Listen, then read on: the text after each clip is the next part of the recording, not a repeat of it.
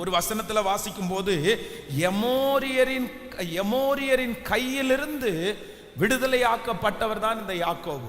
எமோரியர் யார் அப்படின்னா, வில் வித்தையிலே வல்லவர்கள் தான் இந்த எமோரியர்கள். ஆனா சாதாரணமா இருந்த யாக்கோப கர்த்தர் எமோரியரை கர்த்தர் ஜெயிக்க வச்சு ஒரு சாதாரணமான பூச்சியா இருந்தவனை கர்த்தர் என்னவா மாத்தினார் அப்படின்னா, பற்களுள்ள எந்திரமாய் கர்த்தர் மாற்றுகிறார். எவ்வளவு அப்டேட் பண்றாரு பாருங்களேன். அவன் பிறக்கும் போது சாதாரணமா இருந்தவனை கர்த்தர் கடைசியில எப்படி மாத்தினாராமா, கர்த்தர் பற்களுள்ள எந்திரமாய் கர்த்தர் மாற்றினார். நான் விசுவாசிக்கிறேன், ஆண்டவர் உங்க கூட இருக்கிறார். யார் உங்க கூட இருக்கிற கர்த்தர் யார் அப்படின்னா, ஒன்று வேதம் சொல்லுகிறது, சேனைகளின் கர்த்தர் நம்மோடு இருக்கிறார். நம்பர் 2, நம்மோடு இருக்கிறவர் யார் அப்படின்னா, யாக்கோபின் தேவன். அப்போ நம்ம கூட இருக்கிற சேனைகளின் கர்த்தர்னா என்ன அப்படின்னா, ஒன்று வெற்றி, இன்னொன்று விருத்தி ஆக்க போகிறார்.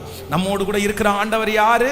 நமக்கு வெற்றி கொடுக்கிற கர்த்தர். இன்னொன்று நம்மை விருத்தி அடைய செய்கிற கர்த்தர்.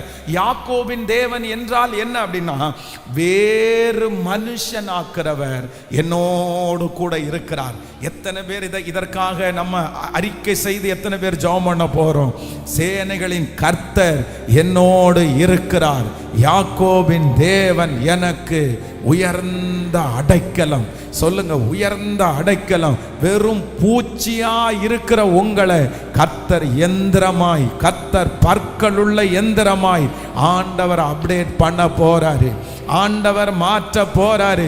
சாதாரணமானதை கொண்டு அசாதாரணமான செய்கிற கர்த்தர் இன்று வாக்கு கொடுக்கிறார், நான் உன்னை பலசாலியாய் மாற்றுவேன். சொல்லுங்க ஆமேன்.